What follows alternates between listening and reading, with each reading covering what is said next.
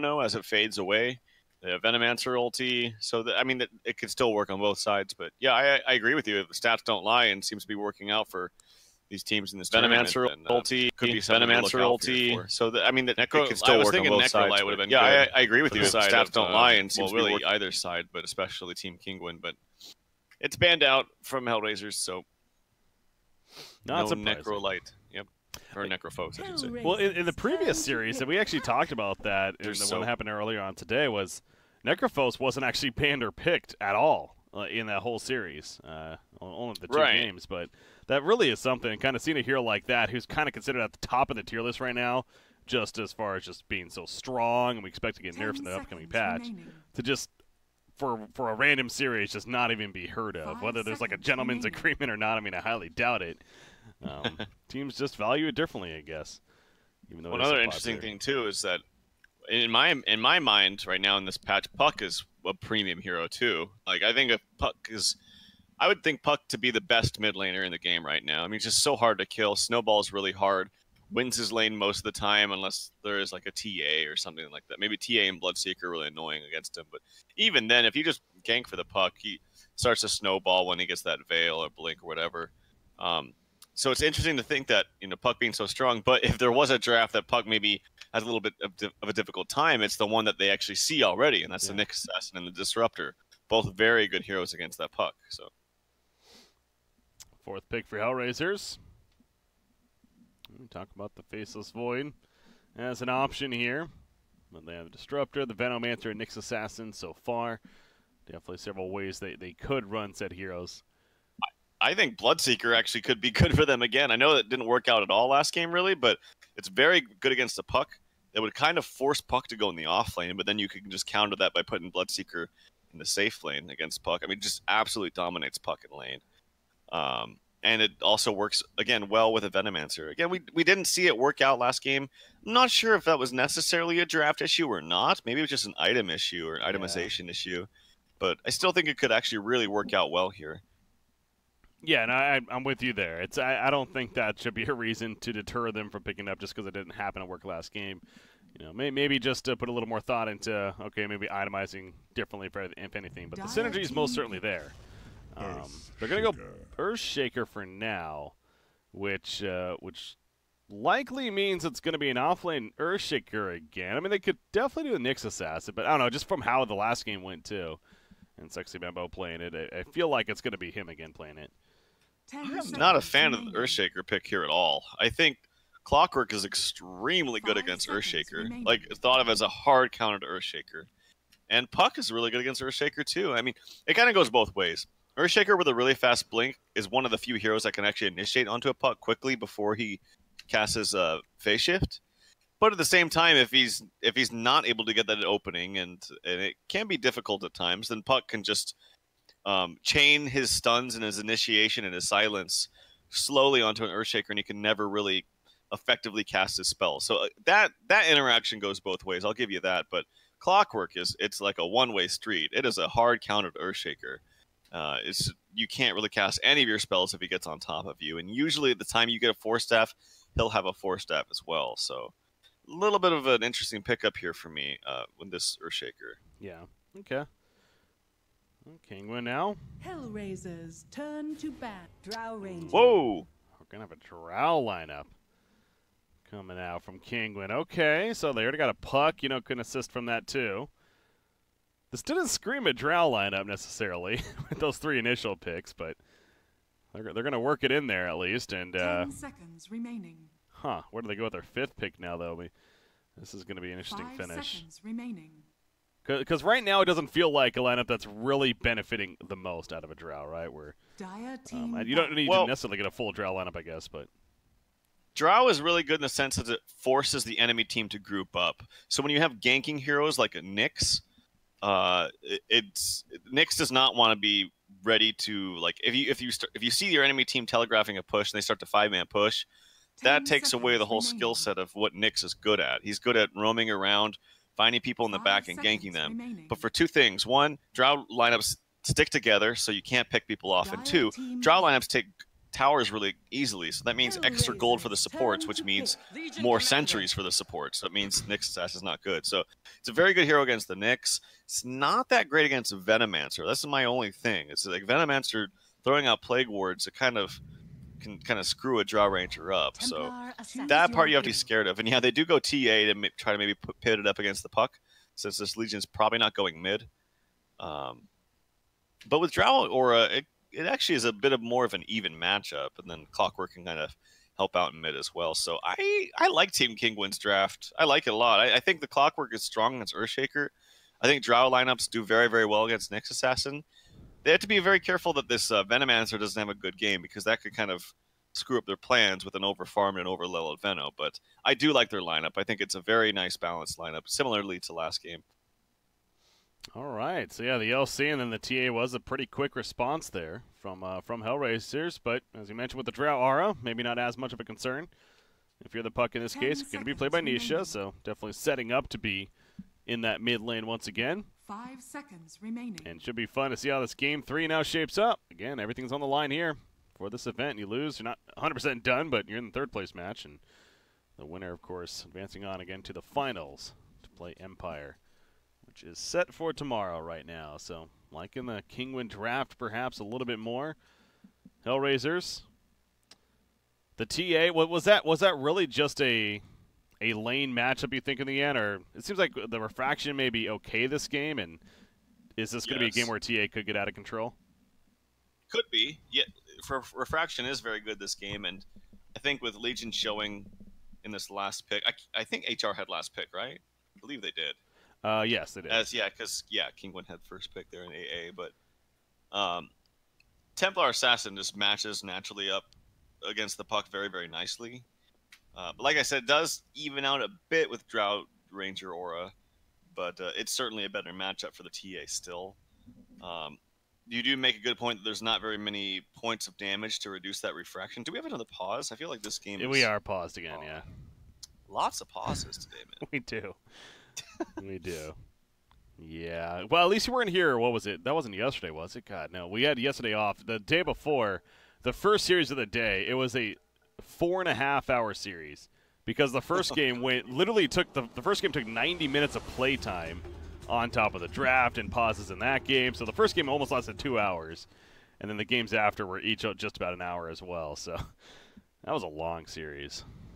That was Vega. I don't even remember against who, but anyways, this one now. It's getting longer. It's a long series as well. You know, both an hour-plus games, but understandable with what is on the line here. I don't want it to go too crazy. And we'll have another pause as we get in. So, step by step, slowly make it here into actual gameplay. I feel like Patos has played LC several times for Kinguin. I'm gonna see. I actually do have Dota buff open here. See if that's a hero that they've been playing recently, especially. Let's see, within the last month. Legion, he's kind of up there. He's one of their top 15 heroes. 7 games in total within the last month here. Batrider's actually up there on the list for them, but we don't see a Batrider here. It looks like Nyx wants to harass mid or harass the offlane. He went for he's a 4 position Nyx. Typically, you see, especially against a Puck, as a please state why pause always. I like it. Typically, you usually see like a boots on Nyx, and you have and you skill the mana burn against a Puck, who's an in hero who buys the null talisman, and you can kind of harass him out of lane and just be annoying that way. But he went for the poor man, so he wants to deal more damage with his auto attacks and not take damage back.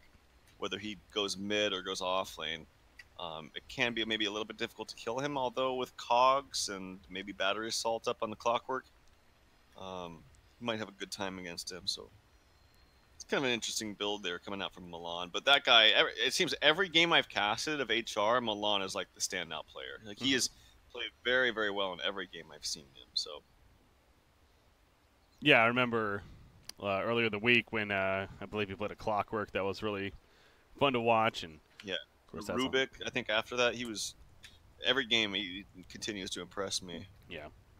Again, this is a team like then those people like to, laugh about it, make fun of maybe when they don't play the best at times. That happens to the best teams, but they qualified for TI last season, and deservingly so. It is a slight mix-up of the roster here. They now have Sexy Bambo in place of what was Swift Ending, so kind of swapping around some players and roles. But overall, it's a good team and a deserving team to look out for in the European region here as we move forward. But Kinguin as well, to their own respect, again, one of the other teams outside of Secret and OG to qualify for a minor so far.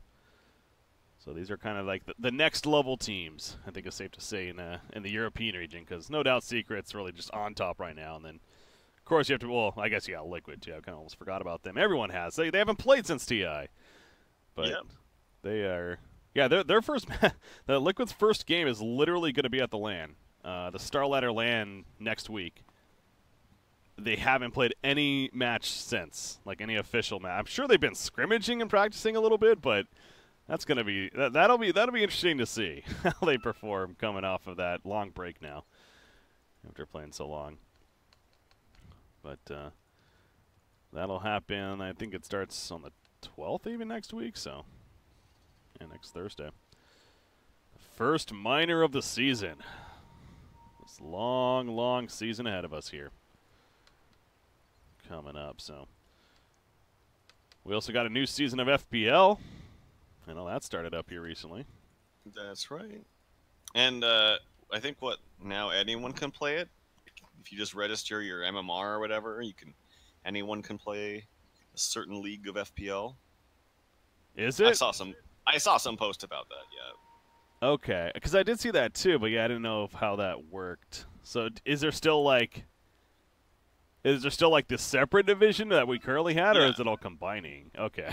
Yeah, you still have your EU region, your NA region, and then there's like Division 2 after that, I think, and then after that, even I think there's just like an open FPL. I don't know. I saw some posts. I didn't look too far into it, but okay. Well, that's going on now. I think what was it? Artesian Mind Control were the two winners of the first season. Yep. That there, so yeah. As the season picks up here with the LANs and everything, I feel like, and it seems like it has been, unfortunately, down a little bit, but not as active as it was right at the beginning there. It comes and it goes. Yesterday was actually pretty active. Some good games yesterday. The day before, not so much. So it's just kind of a day-by-day basis. Got a little bit of a break here. There's all the qualifiers have kind of wrapped up, because really right now it's obviously you got this event, then you got the Dream League. I know is currently happening right now, I believe. Over for them. Today's match is, looking at that, Na'Vi 2-0 over Vega Squadron. And then Vega's playing OG right now, or soon, apparently. So that's for the Dream League Minor coming up. The European CIS region, and then DPL's even actually happening right now too. That's the China League that takes place. So, all right. So yeah, apparently they don't actually know. Apparently, Blue just went AFK. And now we're playing the waiting game. Stop using. Yeah, I actually had to mute all of them. That was insane. Gosh. He's just spamming it. It is kind of funny now how we could still see the ally chat. Obviously for the voice wheel, it was great. Really should just bring that back, but the fact that we could see all this spam happening seems a little unnecessary. I missed the audio. Some good stuff. Yeah. Kind of think that they're going to like bring that back somehow. So gotta find new memes. I got one of these chat wheels from the TI event. Freaking Mike Maggs. He was handing these out. He created these. So, can still have the physical version. The chat wheel there. Okay. My thanks are in order. Apparently we're actually ready to go now with game number 3. So Ancient Apparition gets down the mid ward. D early on there. Yeah, Earthshaker taking a little bit of time as he heads towards the top. He's smoked up, but he's going to block the camp. And then quickly fall back before he gets seen. Well, that should be successful at this point. LC shaping up to be in the bottom lane against the Venomancer Disruptor. Drow's going to end up in the safe lane, yeah, and then Puck. Well, you would think, at least. Yeah, Drow should be in the safe lane, and then Puck in the mid lane, of course, for them here. Is this a game where Gust is going to be powerful? Does he maybe think about even... I know I've seen that before, even leveling up the Gust. Potentially earlier on if you're the Drow Ranger here. It's just a 1-point value enough, you think? I think you always want to get more points, but really depends on if you feel like adding extra points into your orb is really going to slow someone enough to make a difference to get a kill. And that's a case-by-case scenario, and it doesn't really... You won't find that out until he gets to that point. So if it looks like he can get a kill with leveling up his arrows, then he'll probably level that up. If it doesn't look like he can, then he'll probably level up, well, obviously his aura, but then more points into his Gust. Yeah. I like how Clockwork is mimicking the movements of Puck, yet he's not actually blocking anything. Just doing it in front of him. All right, they meet up, though, in the middle lane. It is Nyx TA versus the Clockwork Puck. Right away, the Cogs come out. Burn some of the mana. Trap in Milan as well. Showing that he went the level 1 Cogs. But Nyx Assassin will have to fall back. And yeah, that kind of goes back to what you're mentioning with the poor man shield. Nyx Assassin is able to tank up quite a bit of damage there. This middle lane, and at least for that exchange, seemed to be somewhat helpful. But man, this Clockwork's really zoning out the TA and the Nyx. That Cog again hit, yeah. Runs into it twice. It's very unfortunate. The auto attacks too with the Drow Aura from Puck are taking its toll on this mid lane, at least for a little while, as there is a health potion popped early here from Kaiser. No refraction just yet. There's really no point for this early on. And he gets another Cog. So that's all the mana there for Templar Assassin. He's a little healthy in HP, but no mana. So even when he does have refraction next level, he's not going to be able to cast it. Yeah, that's got to be frustrating. Now, Milan has his own mana burn. Speaking of that, though, he's going to be out of mana himself. Yeah, those Cogs are just causing issues. Conqueror is like up really far. He's just, what? Okay. What is going on? Yeah, that seemed odd. Because at that point, too, like, the mana was all burnt on the heroes anyways. So it almost seemed like unnecessary to even throw out Cogs there again. Yeah, or at least make sure he didn't put himself in a position to be killed like that while he's tanking a double wave. So very interesting start here in the mid lane, but anyway, last hits are relatively even between Puck and TA. TA picks up a haste rune as well as delivering the Ring of Aquila after getting some extra gold from that tower kill. As Clockwork, I hear him down in the bottom lane. Yeah. Patos will fall, actually. This is a 3v2 situation, and that kill will go the way of Venomancer. Yeah, they just run him down into the jungle. By the time Clockwork's there, it's too late. So good rotation from the side of Hellraisers. And now they have a 2-0 start, actually. So seeming like to be a pretty good start overall for the mid lane. Kind of backfired, and see momentum working off of that. Nisha gets delivery, or has the salve in the stash even.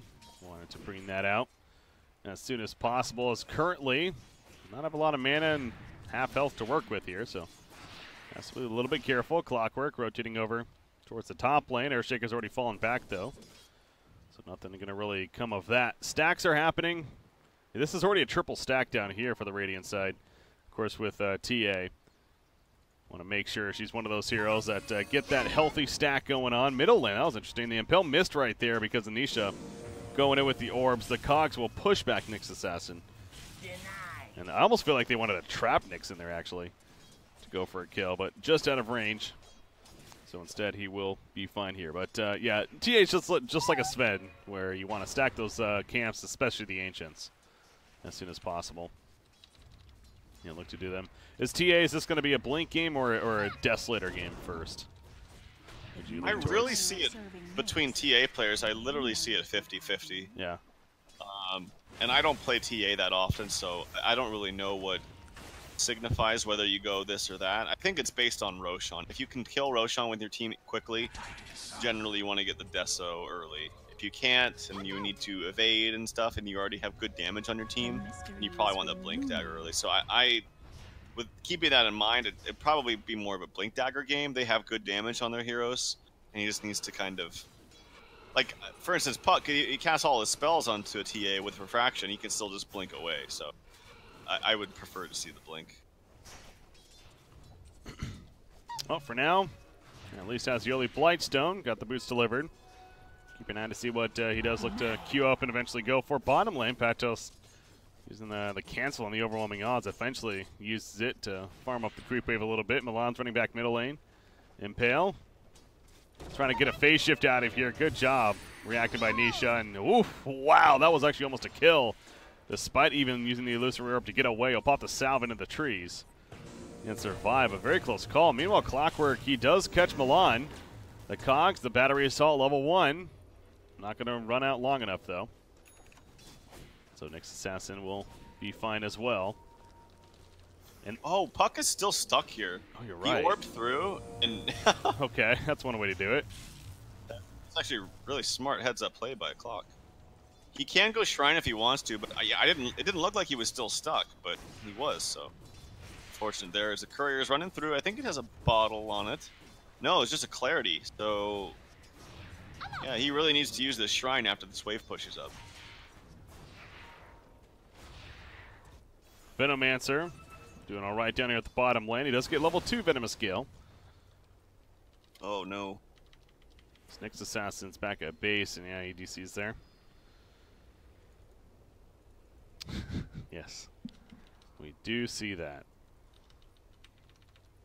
How's that top lane going? I assume Drow's having essentially free farm.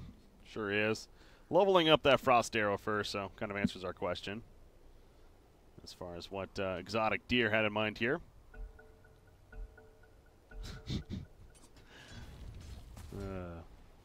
Wow, he's really putting levels into it. 3 points. Yeah. I mean, I guess it's like your heroes don't benefit that much from Drow Aura early on. It's basically just Puck.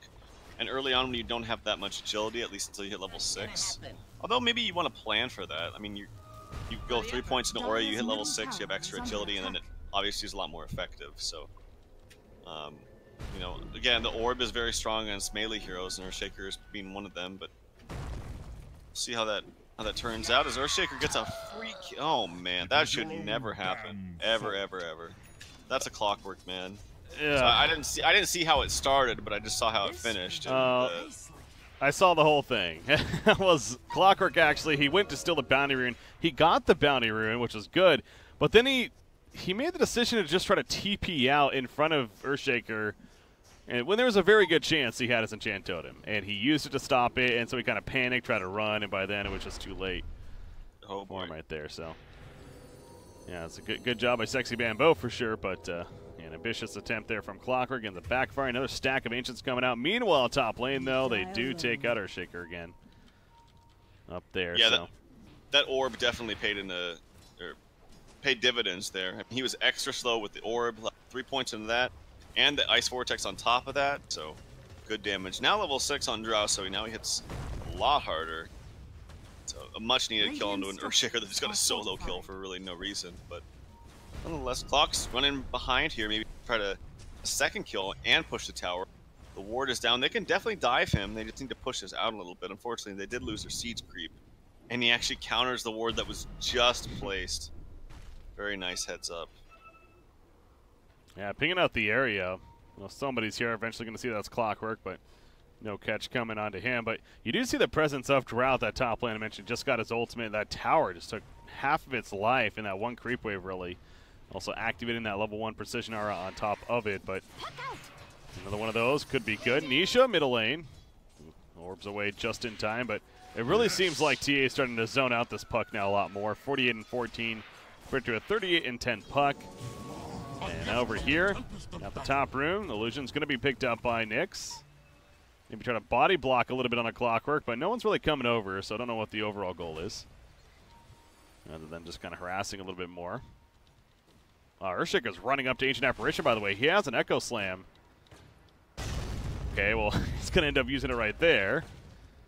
More defensively than anything, has a fissure in 2, and Nyx is still coming in. There's that gust, though. It connects, and now he can't fissure. He can now. Nope, not even going to go for it. All right, he dove pretty deep. That was like an Eternal Envy level TP. I mean, Drow was over where his medium stack is, and he just TP'd to his own shrine like a screen away to try to get the wraparound kill. And he does get it, to his credit. And he actually gets the last hit, which is very important because he missed out on a lot of farm up top right now. So it ends up paying off. But if he didn't get that kill, didn't get the last hit, I don't know if it actually does pay off. But yeah, Nisha taking a lot of damage here in the mid lane. Relatively close CS though. Only about 10 off, so that's not too bad considering it's Puck versus TA. And again, he does have a little bit of a drought aura, but it's only level... He still actually went max frost arrows. Wow, I thought for sure he would go back into aura, but he's totally maxing his arrows. Dual bottom lane, they catch Venomancer. I was just walking up, just simply duels him, and obviously he had assistance in the wraparound from Clockwork especially. And I guess Ancient Apparition, okay, you do have the Chilling Touch as well, so yeah, a lot of reasons why that kill worked out so easily for the Dire team. But yeah, you mentioned level 4 Frost Arrow is the build here for Exotic Deer, so he has a lot of slow to work with, 64% to be exact here. You mentioned earlier, did a good job of taking out Earthshaker. But yeah, it's not like this has been a very active lane, though. You'd think that's a build for if there's like a lot of fighting going on early on up here. But I'll say, I mean, look at this right here. Jeez. Milan, he's going to live because of the double stun, but he kind of just get a good idea of why that slow is so powerful, perhaps. As bottom lane now, J4 glimpse back onto somebody that was Puck. I believe he got him. Kinetic field, the Cogs doing battle. Kesor, he's going to go for a TP play, and he will be successful. Oh. Uh-oh, Puck. He has a Dream Coil. He's just going to orb away, though. He should be fine with that. Yeah. Lucky for him, he had an Arcane Rune. So he actually orbed in. Oh, man. Woo! He's playing with fire here. I have to coil, actually. Because I think the Gale did clip him. He's really just playing so aggressively. I don't know what that was about. No, I don't either. It was because he had this Arcane Rune, so he felt like he could do that. But, I mean, he's just playing with fire right there. He gives a freebie to Kaiser of all heroes while he's taking a triple stack Ancients. That, to me, what I think happened right there with his logic was he was just going to illusory orb away, but he realized the Ancients were stacked like they were, and there were some of them that were pretty low. And so I think he wanted to go in and maybe like snipe a couple of them, but it didn't really go as planned, and then he felt panicked and dream coiled, and yeah, it just kind of made a split decision that clearly, if he had a second chance, he would probably not do again. But not only gives him up a kill, but as he said, TA just transitions nicely into the Ancients and really taken off now, which is not what you want to see if you're Kinguin here. In fact, middle lane, Impale, that's going to miss. Going to slow them down a little bit. But Desolator is the choice for Templar Assassin. Has one Mithril Hammer finished. I mean, yeah, they're both pretty much interchangeable items, but he's going to have extra added damage now. Maybe if they want to go for a Roshan earlier on with, like, I don't know, wants to go for a Solar Crest build. The Nyx Assassin does pop the Carapace. I like the 2-1-2 build that he's put forth. He's trying to fake out that stun. Here we go, Clockwork in the backfield. That's the Disruptor ulti with a Kinetic Field, and the Puck's dead again. Static Storm helping to secure that kill, and they also find a Clockwork up to the side. The Thunder Strike's on him, trying to chase him down. Going the opposite direction. The Fissure stun, and the Enchant Totem will cut him off, actually. So they make 2 kills happen from it. Now a 6-3 lead in favor of this Radiant team. But yeah, back-to-back deaths on Puck, and he really is starting to slow down now in this earlier game. He's even behind the Earthshaker on the other side, who, by the way, has 1,500 gold saved up. And that Blink Dagger looking pretty nice as far as coming along quickly for the off lane. You have to respect this Carapace if you're Puck, and I like that decision by Nyx to go actually 2 points back into the Carapace rather than just all out as stun, because that added stun duration onto a very, very easy to do Carapace on the Puck orb just really keeps him in place, and that's what actually held him in place long enough. You see right there again. Now obviously they didn't have follow-up that time, but that's the sort of thing you do have to worry about as the game progresses, and it just gets worse and worse as the game goes on, because you get more holes in the carapace, and he's stunned for longer, and more potential to burst people down as the game goes along. So, Gust out on the Nyx. No Shrine to use. They had just used it recently for the Ancient stack there, so the Ice Blast even helps secure that kill. Nisha avoids the Fissure Stun. He cannot avoid the Echo Slam, though. In the face, that's definitely a kill. I mean, he's going to Orb right here, but deny at least? Okay. So they get something positive there for Kinguin. Does deny him at the last second. But another kill, and TA, that Desolator, just around the corner now. For Kaiser here, continuing to lead the way, but can't forget about Drow, who is maxing out the aura now at level 3. So next level, I'm sure it'll be level 4. And she's working on a 4-staff into that full-on Hurricane Pike, but Milan's here.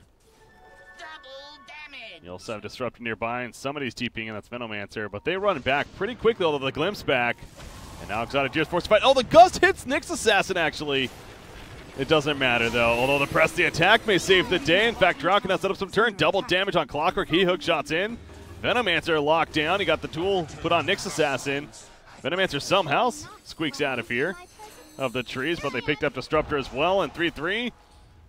It's going to be close. Doesn't have mana for Cogs. The Dream Coil, though, will keep him in place, and that will easily be the turn or the kill onto him in the end. And that press the attack timing as well was so clutch.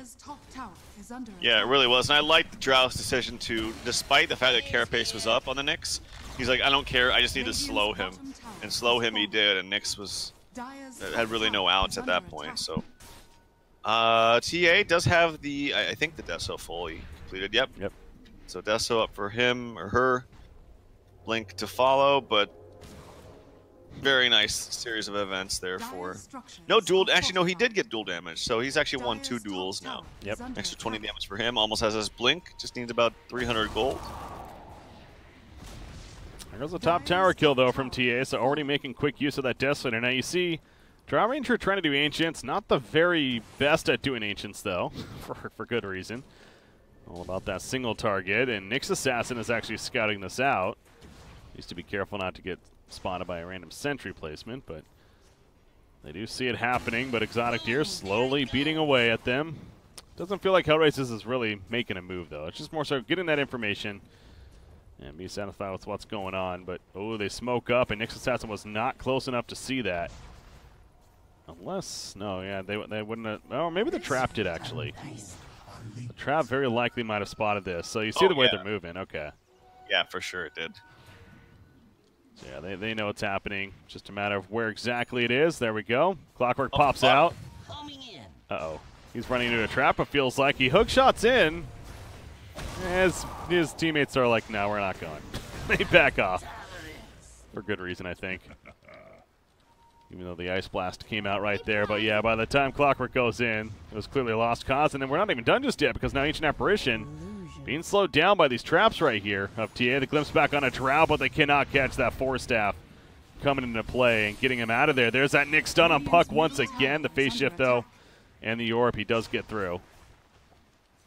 And he will be able to keep his distance right here. So nice 4-staff pickup from Drow, though, clearly coming into play. Yeah, it's usually you see the Dragon Lance picked up before the 4-staff component into the Pike, but recognizes that the aggression from Hellraisers is pretty high, and he just needs to be able to keep himself at bay and keep himself safe. So nice pickup there by Exotic Deer. Blink Dagger on LC. Of course, a big item to have if you're the Dire team, and maybe find a kill on Disruptor if you see him in the jungle over here, but J4 just farming up a little bit before running away. So not going to be catching him. Templar Assassin, 1,800 gold saved up, so getting very close to that blink. He needs to be careful not to overcommit to this. Ice Blast turn, and actually that's slow. The Cold Feet does proc 4-step forward. In comes a duel, and that's a victory on a TA. Yeah, went a little bit too far, that Dream Coil. Well, I guess he thought he could get Earthshaker. Not close enough, though. But still. Nice try. Still, yeah, very big kill.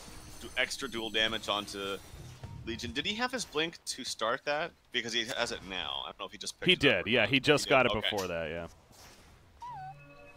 He used that to go in, actually. Earthshaker smokes up. He wants to jump in as well. He got that blink. He has level 1 Echo Slam. There's the pullback. Glimpse. Static Storm not going to hit, though. Nicely done by Puck. That was very well played. As he dodges a, which seemed to be a sure kill onto him. Some nice shenanigans with Orb and phase shift through the Glimpse. As he picks up a haste rune now. And this is why I just prefer, personally, to see Blink Dagger up first on Templar. I mean, you farm very, very fast anyway, and it's harder to get yourself in the midst of a team fight without a Blink. I missed that one totally. I was at the top. But I actually used it without Echo Slam, so that's nice. Yeah, they caught him. He glimpsed him, and then he tried to TP out. We were thinking that they had no follow-up stun, and Milan was there with an impale ready, so... The fact that there is not like a lot of dot damage here to take off the refraction makes Blink so much more effective on a hero like TA. Like it's hard to get those refraction charges down, so you can really play aggressively with the Blink and still blink out and save yourself. Now, of course, it doesn't matter now; he has it, but that definitely would have prevented his last death, for instance. So Drow Ranger does have the Dragonlance finish, and that Hurricane Pike just about on top of that. Great value of this game, as we talked about. What does he get next, though? I know a couple of the Drow games I've seen recently, Mask of Madness has actually been picked up as well. And again, just in general, that item seems to be really strong. Is there a reason why you wouldn't see that here? Yeah, and mainly because Sold That Thought Nyx is sitting around here. He's actually going to run into a sentry, so the jig is up, but it's too late. Bambo is here ready to go. And he gets a nice kill. Hook on to 2, but the Carapace actually stuns him, so he's not able to cast the cogs. Really nice play yet again by Milan. The Blinken with the duel. It is going to be victory. No! It's victory, all right, but it's for J4 of all heroes. Extra 14 damage, auto attack damage goes his way. The big turn of events there in favor. Oh, he doesn't get the stun, but he does get the glimpse of the last second. Exotic Deer now is in some trouble. Gets a 4-staff out. Glimpse, sorry, the Gust. Try to keep him at bay, but no, he will fall. A 4-1 exchange. It is a dead Venomancer at least for this side. KGN, but my god. Oh, very nicely played. He still gets the silence kill as he's trying to dodge. Some auto attacks now from Kaiser. Milan just needs to get the stun. He actually just used it. I don't know if he saw him, the sentry ward, just barely out of range there, but nicely played by Puck. Had a little bit of a blip there in the beginning of the game by trying to roam around the ancients, but man, he is playing out of his mind right now in the mid game. Ooh, what a fight that was. Venomancer was going at it with Drow during all of that, and, you know, eventually led to that Drow kill as we saw. Venomancer very low on life. He actually kept Drow interested in just around long enough. We're going back in. In fact, down goes Patos again. And Kasor with that hookshot Cox is not going to not only help his teammate, but it gets himself killed in the long run. So 2 more kills on top of what just happened right there. And this is really also, you're seeing the TA snowball. I mean, he has the Deso Blink. A lot of damage is coming out from him specifically in these fights. As the Ice Blast flies on through, it only hits the TA. Earthshaker made it out before, but they still want to commit to this. They want to use that Desolator and take advantage of what should be a quicker Roshan kill. It's not going to be easy, though. Dream Quill's ready, but there's a Nyx stun, by the way, on Puck. Goes back to that yet again. It's been so good this game, and it does get another kill on him as a result. Kinguin, they probably have to give it up soon, man. They're just going to keep throwing themselves at them, it feels like. If so. Yeah, Drow falls back. Nyx Assassin, he's still scouting in the area. Oh, TP scroll on the ground. That's, I don't know if he's trying to bait something out there, but... Oh, he's trying to steal the Aegis is what he's doing. He's opening up his inventory. Well, Milan is trying to stop that, as he actually is not spotted with no sentry. Now they see him. He actually does get the hook in. That, I think he might actually be able to do something. Oh, nope, he dies. It just gets picked up by Kaiser. Roshan went down. The dual victory after the side from LC. So Kaiser's going to fall right here, but he has the Aegis come right back up. Ancient Apparition also going to be picked up, it looks like. Yes, J4 in the midst of that kinetic field, keeping them in place, though. And then the full life, full mana Kaiser jumping in. The nice press the attack on Drow, as well as the force over the edge right there. And Kaiser's not going to risk going deep into that. Meanwhile, you got Nisha trying to toy with them. The meld auto attack, easy kill as a result. The silence initially helping, but what damage showing from the TA right there. He does fall, though, after that Aegis pickup. And Kinguin, they kind of do hold Roshan, and they maybe win the fight in the end, I guess. So, I don't know. That was a buyback puck, though. It still seems like it's okay for Hellraisers. Oh, did Puck buy back? Yeah. Oh, it must have been really early on. I can't even. There's so much things that happen that I can't even scroll up and see it. Yeah. He did really early on in the fight. Yeah, because he died above the Roshan pit, and they kind of got committed, so he bought back to try to help out more. So that's essentially a dieback for him. That's no bueno, but yeah, 6K gold lead. It did seem like Dire ended up winning that fight at the end just because the Drow got a solo kill onto the TA. Very nice silence at the end before Puck died, though. Had he not got that off, that TA could have cast more spells, maybe cast a refraction, and would have been fine against the Drow damage. Nyx Assassin. He's Vendetted up, but going to be too far to the right. Smoke, meanwhile, from the Dire team. J4, they're pinging in that area. Ooh, TA's here too. This could be a big kill for Kinguin. Press the attack. They're going for the duel. Can TA maybe glimpse or something? He got stunned up, it looked like, and so TA goes down. That was Disruptor glimpse, I should say, but he goes down as well, and a nice execution there from the Dire side. Ancient Apparition will get picked off, so a little bit of a response as Nyx Assassin and Earthshaker get there later. But great smoking from the side of Kinguin, and of course that middle tower drops quickly. Let's press the attacks on Drow. That's a dangerous target to go up against, especially for sieging now if you're the Dire team. Yeah. Ooh, he's going to run into Nyx. Oh, they scanned it. The dust was out of range, though. So Nyx is fine. That's unfortunate for them. Yeah, as long as they get the dual jump on a TA, they can pretty much kill her every time. Dual jump onto him and try to maybe hook somebody else or gust somebody else. Stop the follow-up. That's really what they're trying to do right now. But Bambos had a great game. I think he died at the Roshan pit before he cast his ult, or whether it was on cooldown, but he didn't have it. And I saw as he was dead, he had it off cooldown. But he's had a great game thus far. 7, 3, and 5. Just really improved from game 2 to game 3 on his Earthshaker. So TA, that snowball, slowing down a bit, but now a BKB's coming, and looking at this Dire side, as you mentioned, I mean, still get it dueled off, and the cogs are also still an issue for TA. So BKB, a great pickup. Definitely not the ultimate answer in this game, though. And Legion Commander finishes the Shadow Blade. So I was going to bring this up, too, that she's choosing to go the Shadow Blade over maybe the Blade Mail right here.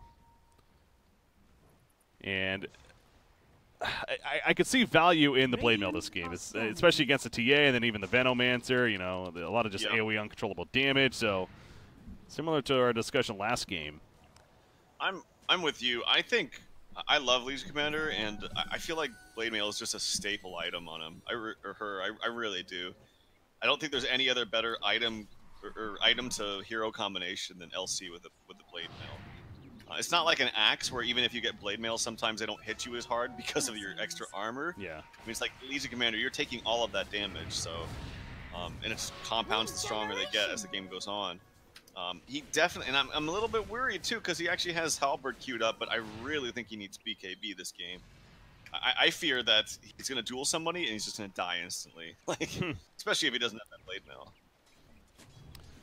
Depends on the target, perhaps, but yeah, if they don't get the duel up on TA, you got to figure she's going to be ready to respond. A lot of intense damage right here. Puck, that was curious. Earthshaker sitting there with a shadow aim lit, almost as if they were going to be opening, but not going to be the case. He's working on his own Shadow Blade. Going back to that pickup there. Kinguin, they're again in the same area. They smoked up a couple times right here, but this time they don't actually smoke up. And they're just going to run on down. Nisha nearby. They are spotted, though. And you see Hellraisers immediately retreating as a team. Venomancer pushing out the top lane. He went to Hand of Midas. He has a Defiance now to go with the Force Staff. And now he actually has a Medallion that he just purchased as well. So going back to just being quite the tanky target. I believe that actually goes back to the... No, they ran to the second game, too. I was thinking back to the first game, maybe. But anyways, Venomancer, pretty similar build there. And the Solar Crest in full. Is also coming along. Solar Crest is amazing against Legion Commander. I mean, it's pretty obvious who he's going to duel once he starts dueling, and he finds out the Nyx Assassin gets glimpse, but they're still going to get the duel damage, I believe. How do they have vision of him is the question. It looks like he just ran next to a sentry that was placed over here on the top side, and they have another one placed up in the bottom. So Yeah, I think that one is what really did it for him.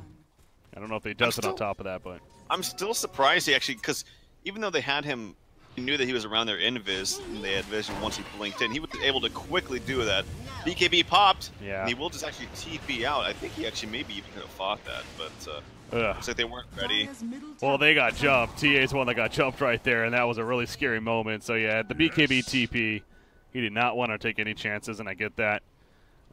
Even saw the static storm in response, to be fair, so maybe that could have been the opening, you're right, but yeah, figuring, nope, let's just get out. They had Earthshaker Echo, they had no duel onto Legion Commander. Maybe he didn't get the memo from the Nyx Assassin, but I think they definitely could have had the tools to fight that with a Earthshaker ready to go with an Echo. But they take the safer route out. That is the 10-second BKB down the drain, unfortunately, for TA. And to answer your questions you asked earlier, what item to go for Drow, and this is similar to what I was saying about LC. He really needs BKB, but Exotic Deer does go for the BKB himself. Maybe looking for, here we go, Echo Slam play here. They don't know he's invis with this fresh Lothars. Here we go. That's the open. Follow-up from Nyx, but guess who's here again? Press the attack from LC, and that's a dual victory on top of it. Earthshaker makes it out, but Nyx Assassin does not. This Legion Commander, that's got to be at least a third save this game onto the Drow that he's had. Clutch hero, proven to be with that press the attack. So yeah, like I mentioned, Pato seems like he has played it a couple of times for this team. One of his more comfortable heroes. And we're seeing why here. So yeah, Drow, the BKB, and now the Butterfly is actually queued up for him as well. So that evasion is going to start being a thing that TA is going to have to deal with somehow. Yep, absolutely. Another way you can kind of deal with the TA is by a Manta, but Manta's kind of a double-edged sword against the Earthshaker. So nothing wrong with Butterfly. I like his item progression here. It's really, really nice.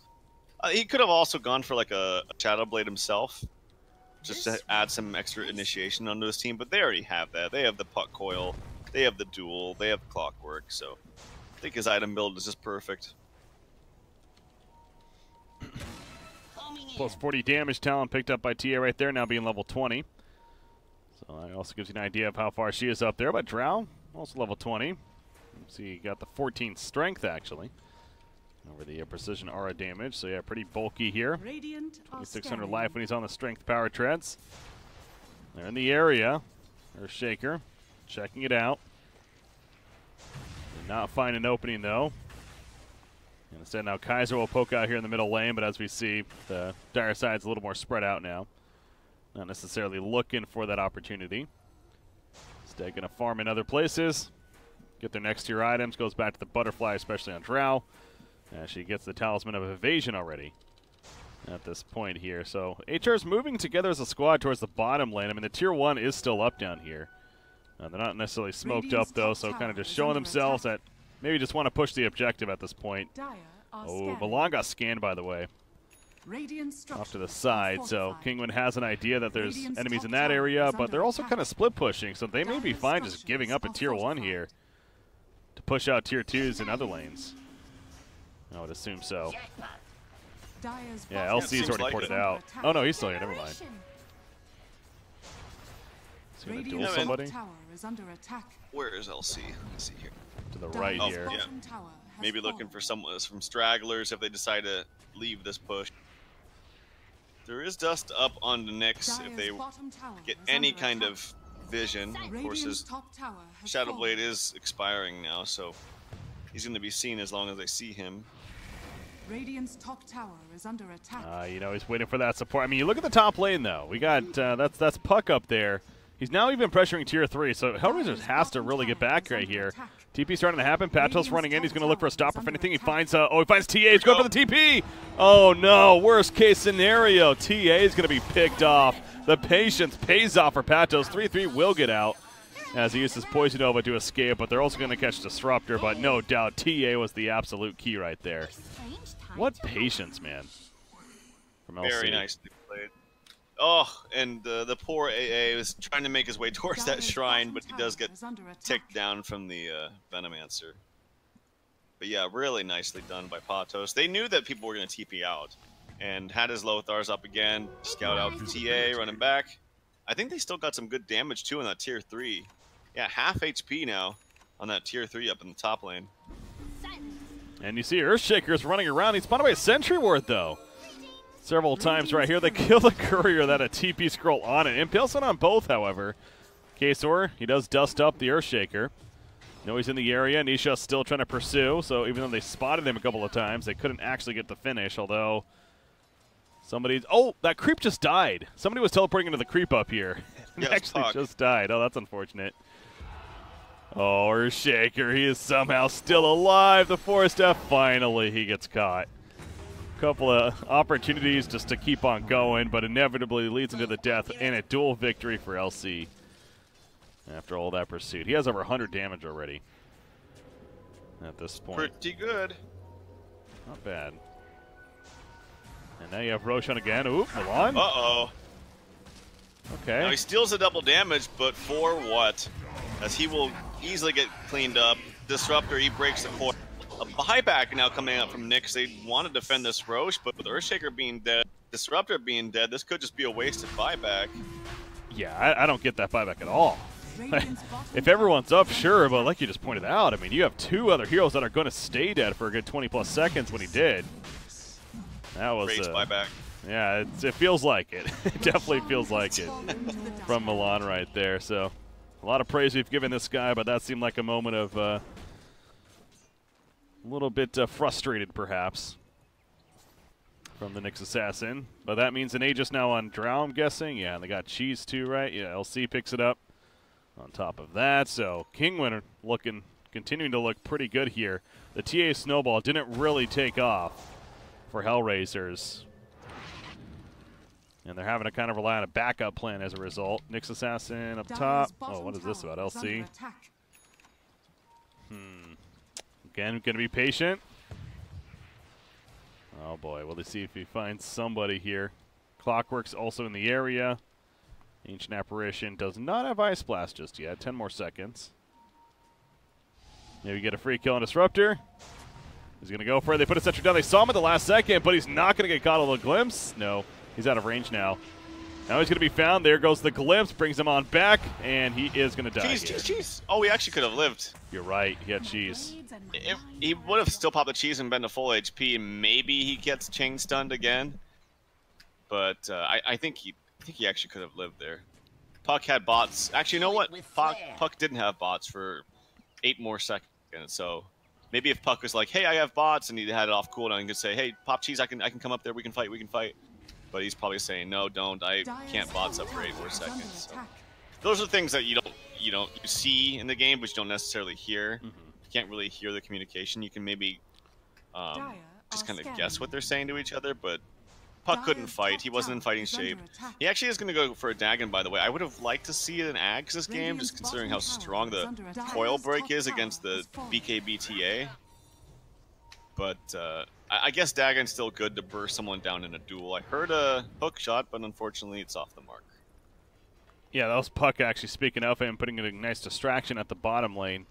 Well, Hellraisers again attempts to do a bit of a tower push. I mean, they get the top tower kill in the end, but having to respond to Puck, dealing more damage to tier 3. As you see, both the top and the bottom have taken a good chunk of damage right here. And you still have Drow with the Aegis, so no doubt dire side right here in Kinguin wants to definitely make use of it. The full Butterfly, of course, finished. Even a Satanic now in the works, but look at that as it comes. They're smoked up. Shadowblade up now in LC. Trying to find that target. Ancient Apparition will find a couple. Dust comes out. Puck, he's going to counter ward first. He goes in. He does not have a drink call. He does have a drink call. Never mind. Oh, somebody else. In fact, there we go. He uses it just on a solo Nyx right now. And that's going to set up a duel. They do have some stun response, though. Out comes the Static Storm, and actually LC will die, giving a victory to the Nyx Assassin. They also lose Puck. Yeah, they were somewhat spread out right there, and now Exotic Deer is being heavily slowed. He kind of has to fight this. He will have the Aegis.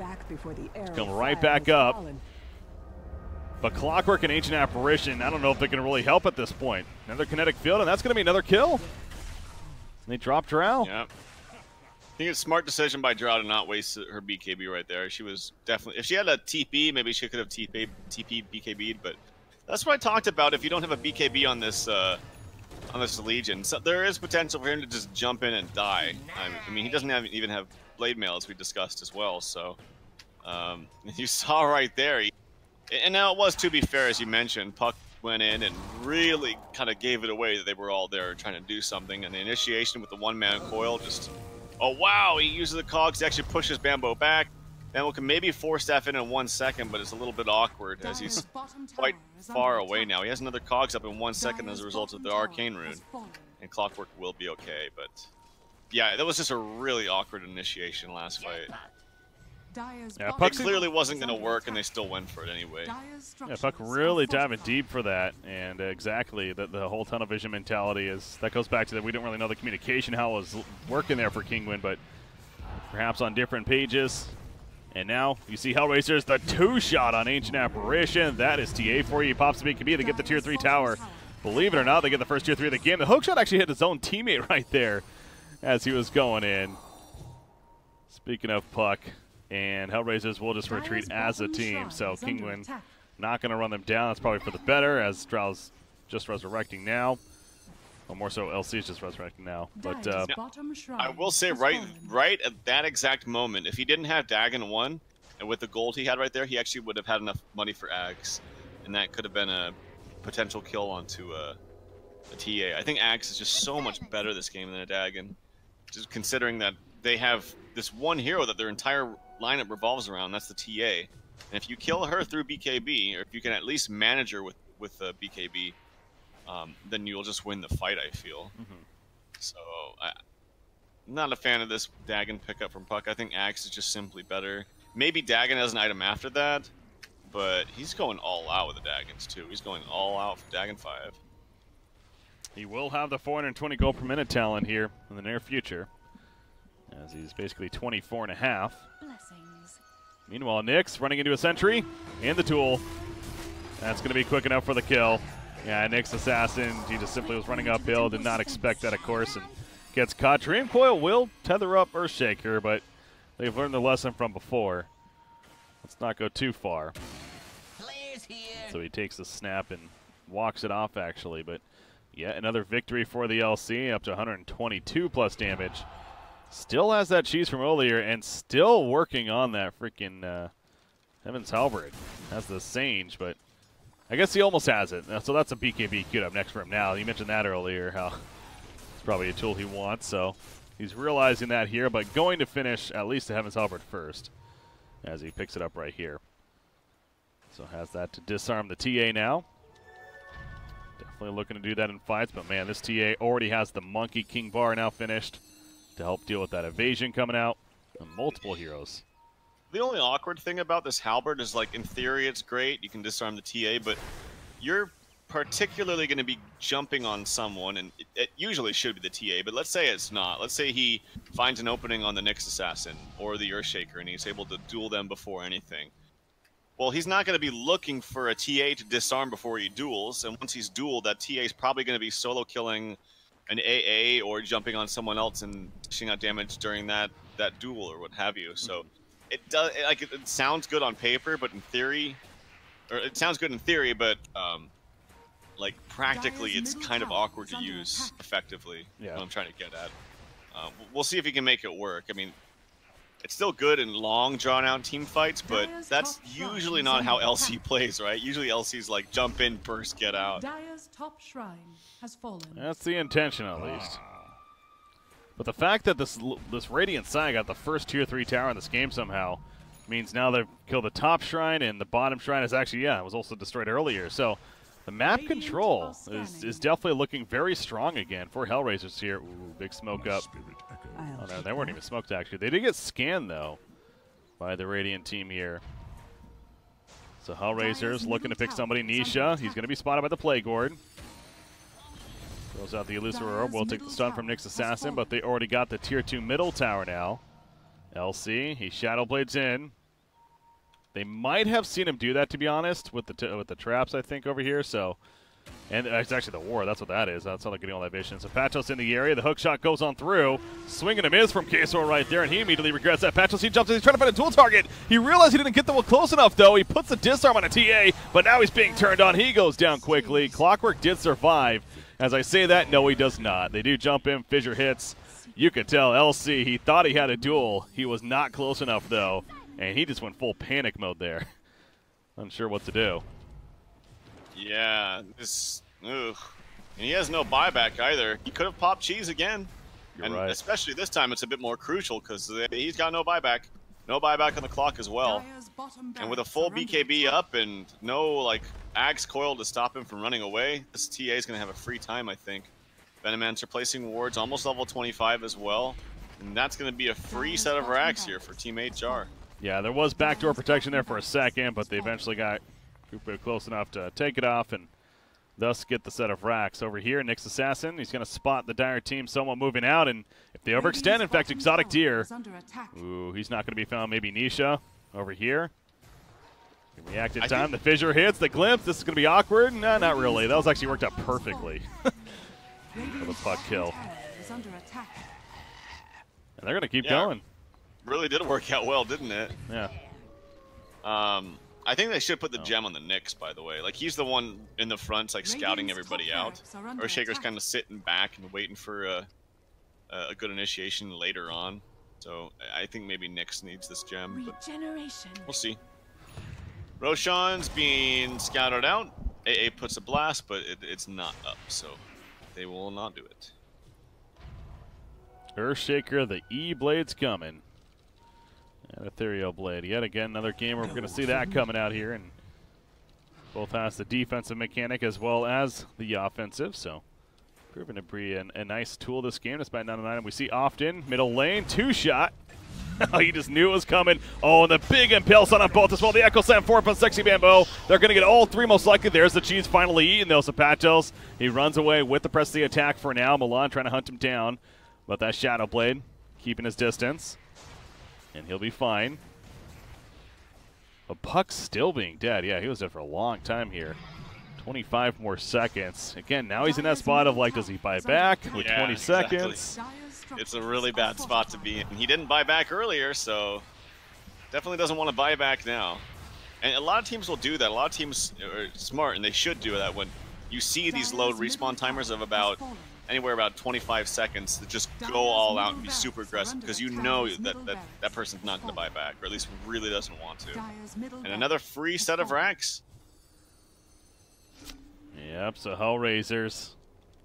Level 25 Templar Assassin. That's going to have now a Butterfly as well to go with the Monkey King bar. In fact, I don't even know what... Okay, I was going to say, I don't even know what he would get rid of, so he actually swaps it up now to a Moon Shard. Yeah. That's what he'd buy instead. Well, this is smart because he knows he wants the Aegis. And if he went Butterfly, he's going to have to throw his boots in his backpack and then take Butterfly. But then he doesn't have Aegis, so hold off on the Butter, get an extra Moon Shard item, then put your treads in your backpack, then take the Aegis. So you can get the Butterfly much later after the Aegis expires, if it even gets to that point. Nyx Assassin, he exposes the smoke. They dust immediately, but he reacts in time as he blinks away. So clearly Kinguin trying to prevent this Roshan, and it's going to be mission accomplished for now. He will prevent it from actually going down. Drow Ranger, we haven't really put much discussion into this yet, but he does finish that Satanic, by the way, as a fight is breaking out here. That's LC. Got caught by the Static Storm. He's dead for 75 now. I don't know if they caught him or if he jumped in again to try to make a play. But clearly they were there with reaction, and they're going to at least go for Roshan, secure the Roshan kill. Clockwork, I'm guessing he's going to try for a steal. Inventory's ready. Look at their blocking the angle, though. They're actually just going to run at him. Yep, and there's like, if you want to steal, okay, he still gets in there. Actually, mucks it out. I mean, a good attempt. He is going to snatch it. Are you kidding me? What a play by Kazor. He's going to fall again, but I mean, that was some crafty play. Though. Yeah. You got to hand it to the guy. Yeah. But it might be all for naught, as even without the Aegis, I think they're still confident here, of course. Making a push. Okay, he ended up going the Butterfly. To be fair, he doesn't have an Aegis, so I guess that works. Yeah, it does. There's the trade-off.